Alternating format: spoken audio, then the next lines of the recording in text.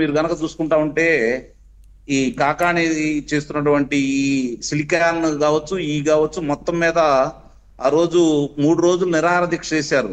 అవును. సోమిరెడ్డి ఎవరైతే మన చంద్రమోహన్. సోమిరెడ్డి చంద్రమోహన్ రెడ్డి గారు అప్పటి రాష్ట్ర ప్రభుత్వం పట్టించుకోలేదు కాబట్టి కేంద్ర మైనింగ్ శాఖ ఆయన చెప్పినందువల్ల ప్రభుత్వం మారినందువల్ల ఇప్పుడు ఈ కదలికంటూ రావడం కూడా జరిగింది.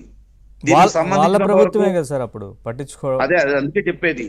ఆనాటి కాకాని కుడిభుజమైనటువంటి పేరునేటి శ్యాంప్రసాద్ రెడ్డి, అలాగే వాకాటి శివారెడ్డి, వాకాటి శ్రీనివాసులు రెడ్డి ముందుగా వెళ్ళి న్యాయస్థానానికి వెళ్ళి ఇందాక సప్తగిరి ప్రసాద్ గారు చెప్పినట్టు న్యాయస్థానానికి వెళ్ళి వాళ్ళు వెలుసుబాటు తెచ్చుకోవడం కూడా జరిగింది.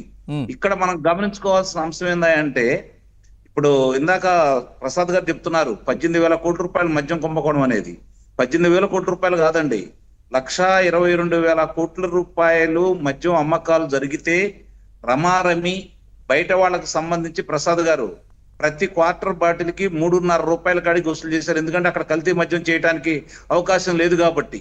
వీళ్ళకి సంబంధించినటువంటి 6 డిస్టిలరీలకు సంబంధించి 64% వాళ్ళకి అనుమతులు ఇచ్చేసి ఆ లెక్కలు కనుక మనం చూసుకుంటుంటే రమారమి 35 నుంచి 40,000 కోట్ల రూపాయల దాకా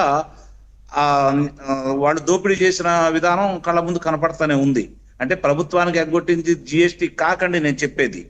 ఇక్కడ చూసుకుంటా ఉంటే ఇప్పుడు ఈయన పెన్నా నదిలో ఇసుక కావచ్చు, లేకపోతే అసలు నెల్లూరు జిల్లా మొత్తం వాళ్ళ సొంతమైనట్టు వాళ్ళ జాగీర్ అయినట్టు అంగుళం వాళ్ళు అవకాశం ఉన్న వరకు సహజ వనరుల్ని ఏ విధంగా దోచుకోవాలని చూశారు, దోచుకున్నారు. మిగిలినవి కూడా ఇవి లేకుండా పిప్పి కూడా లేకుండా పిలిచేశారనమాట. ఇక్కడ చూసుకుంటా ఉంటే మీరు గమనించుకోవాల్సింది ఏంటంటే చేసిన పాపాలు మన వెంట శాపాలై ఉంటాయండి. అమరావతి రైతు సోదరులు మహిళామ్మ తల్లులు వాళ్ళు పాదయాత్ర అమరావతి నుంచి దేవస్థానం వరకు పాదయాత్ర చేసుకుంటా ఉంటే కనీసం వాళ్ళని కాలకృత్యాలు తీర్చుకునే అవకాశం లేకుండా, మరి భోజనం చేసే అవకాశం కూడా లేకుండా వాడు చేసినటువంటి పాపాలే ఈ రోజు శాపాలని. దానికి ముఖ్య కారకుడు కాకానే కదా, కాకాని గోవర్ధన్ రెడ్డి గారే కదా. మరి అవన్నీ చూస్తూ ఊరుకుంటారా? ప్రకృతిని ప్రజల్ని ఇబ్బంది పెడితే ప్రకృతి ఊరుకోదు, ప్రజలు కూడా దాని మీద ఏం చేయాలో చేశారు. చాలా స్పష్టంగా ఈ రోజు ఆంధ్ర రాష్ట్ర రాజకీయ యవనికలో వైఎస్ఆర్సీపీ పార్టీ అనేది ఉండకూడదనే నిర్ణయానికి వచ్చిన ప్రజలు 164 స్థానాల్లో వాళ్ళని ఓడగొట్టారు.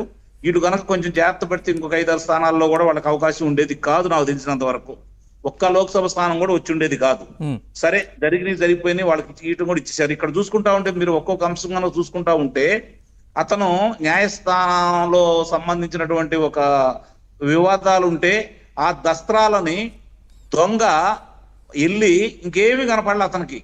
అంటే వాళ్ళు అవన్నీ బయట పెట్టారా లేకపోతే వాళ్ళు చేతికిచ్చారా, వాళ్ళే దొంగతనం చేయించారా అనేది నిదానంగా బయటకైతే వస్తుంది. ఆయనకు సంబంధించినటువంటి దస్త్రాలను మాత్రమే తీసుకెళ్లాడు. దాంట్లో కూడా మరి ఈయనకు సంబంధించిన విషయాలన్నీ కూడా ఒక్కోటి ఇప్పుడు బయటకు వస్తా ఉన్నాయి. ఇందాక సప్తగిరి ప్రసాద్ గారు చెప్పినట్లు ఆనాటి వాళ్ళ మంత్రివర్గంలో దాదాపు అందరి మీద ఏదో ఒక అభియోగం అయితే నిస్సందేహంగా ఉంది.